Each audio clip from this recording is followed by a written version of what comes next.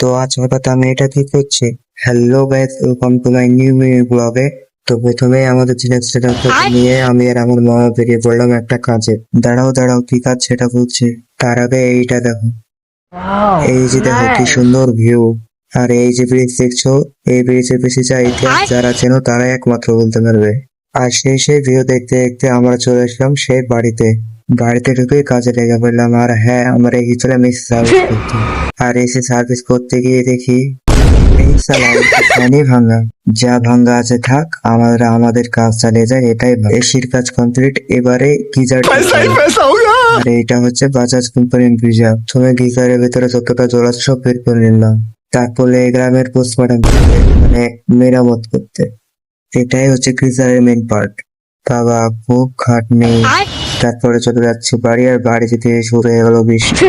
আর বৃষ্টিতে ভেজে পুরাই শেষ, পুরো ভিজে গেছে। আর এইটাই হচ্ছে মমতার রাস্তা, মানে মমতার তৈরি করা রাস্তা, দুটোই সমান।